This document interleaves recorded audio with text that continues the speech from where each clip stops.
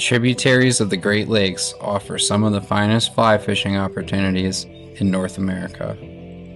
The fall of the 2026 season, Maggie Valley Fly Shop is proud to offer guided steelhead trips on the Lake Erie tributaries of Pennsylvania.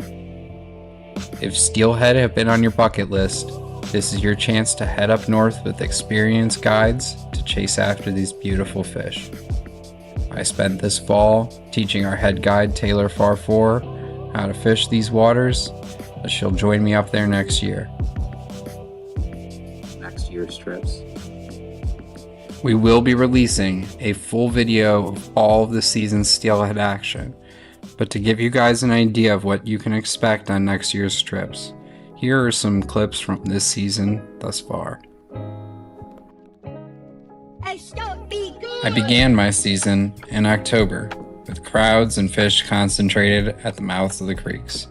I spent some time fishing in the Niagara Gorge, chasing and hooking into one king salmon. I watched the sunset over Niagara Gorge, and I headed back in the morning to some Lake Erie tributaries where low clear conditions persisted, but I was able to find some early fish on Chautauqua Creek. I nymphed for a few minutes before heading out of town and was able to hook into my first fish of the season.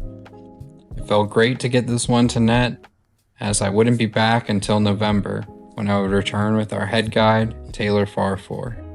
We drove up in the snow for an epic steelhead adventure. The captain wired in, he had water coming in, and the good ship and crew was in peril. And later that night, when his lights went out of sight, came the wreck of the Edmund Fitzgerald. As a Lake Erie classic blasted over the radio, we headed down to the lake for Taylor's first ever steelhead fishing experience. It didn't take long for me to hook into my first steelhead of the trip. Is hooked up. A nice size steelhead. I was fishing a single stonefly in a drift I knew well and hooked up in only a matter of a few casts. The fight was tough as I was fishing on 5X tippet. As the low clear conditions, my experience had told me to drop down both tippet and fly size, fishing a natural offering as opposed to the more common eggs. This fish made several long runs, and I tried not to overhorse it.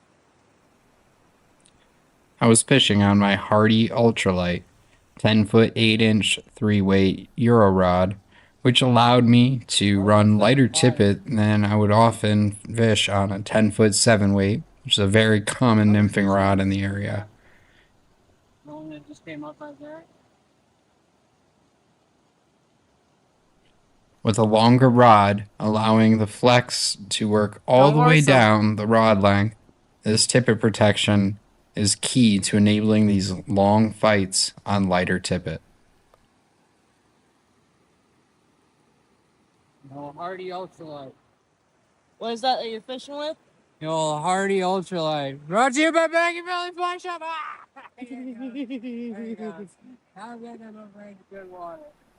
This fight lasted roughly 5 minutes, and I was struggling to bring it to the net, but ultimately we were able to finally get its back up and bring that fish in.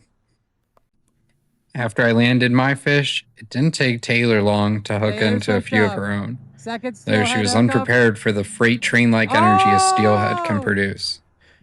She spent some more time working the same drift I worked, and hooked into a few more before she finally hooked into one she was able to keep on the line. This fight was intense. The fish peeled drag, and Taylor was able to keep her stress levels down and continue the fight. Oh my God, Taylor.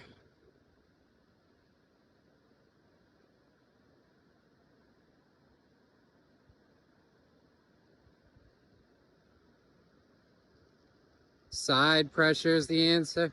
You've got it.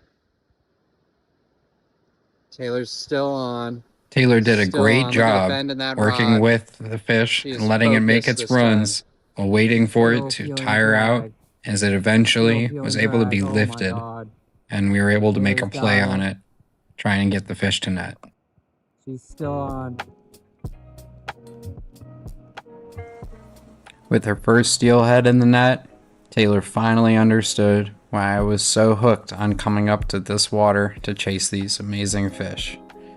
With a fresh chrome in hand, we were ready for the next day.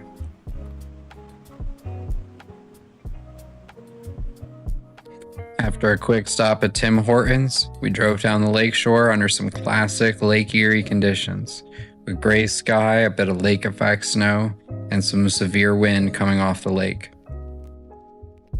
This produced some spectacular waterworks as we watched the waves pound the jetties just before we headed up to the creek. We were the first ones to the spot, and Taylor quickly unloaded the rods as we got ready to head down to the water.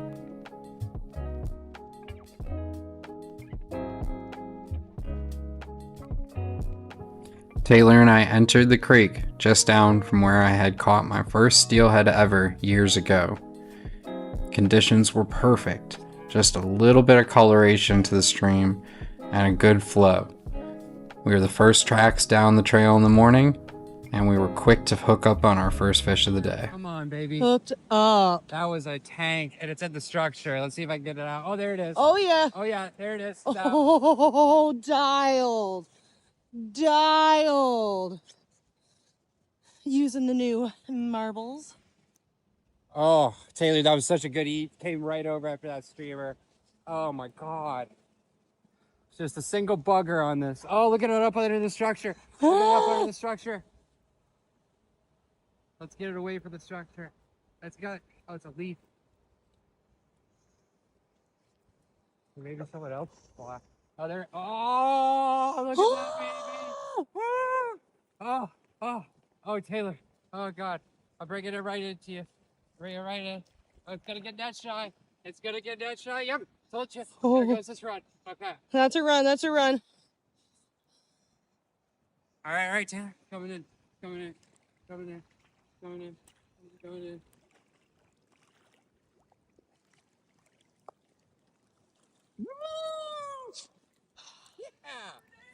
Yeah. Fishing a steelhead classic, an olive jig bugger, I was able to bring this absolutely fat buck to net, and it felt good to have some quick success and get Taylor fishing the same spot pretty quickly. She hooked up in no time at all. Taylor's on. Okay. That's a big fish, crazy. Taylor fought this fish well, oh my as God, it made a few good runs up under structure and went aerial a few times. Eventually, she had to go downstream with it. Oh, we got 2 bucks in the and morning. we had to make a play with the net. There he goes. Walk with him. Good. He's going downstream. This is going for the walk for the steelhead. Classic. I might be able to get him. I'm making a play. He's going to go up, but... Oh, lift it. And with that, Taylor brought in one absolute stud of a buck with some beautiful coloration and some fresh chrome hanging on. We took that early success and moved upstream, fishing some water that was familiar to me. And ultimately, we found fewer fish as we headed up, but it still felt good fishing some water and reminiscing back to some of the places where I caught my first steelhead years ago.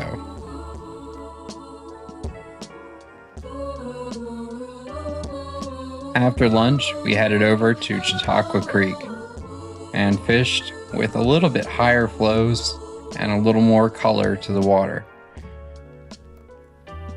I found a few fish and was able to hook up pretty early at one of the main bottlenecks in this section. This was a shorter fight as I was on 3X tippet and was able to play the fish a little bit harder. Taylor got downstream from the fish as the fast flows created a little bit of a challenge and had to try to strategize a little bit of our netting. Ultimately, we brought the fish in, and while I wasn't fishing eggs often that trip, the apricot glowbug got it done. We capped the day off with a few drinks at our favorite local brew pub and got ready for the next morning where we returned to Pennsylvania.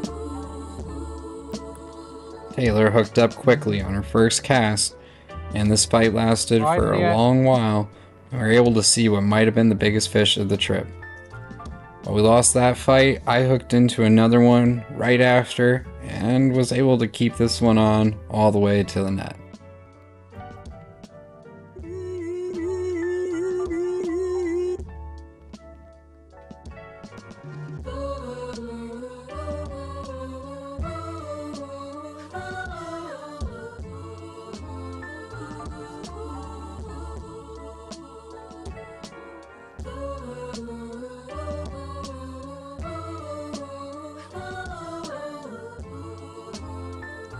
The brown stonefly was the ticket again, as I looked down at a net full of chrome and held up the last fish of this trip.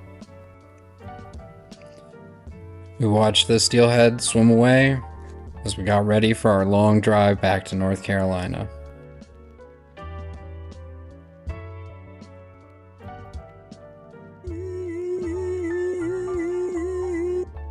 As we drove down through West Virginia, we planned our next trip north in a few more weeks. Stay tuned for the final part of our fly fishing adventures this season.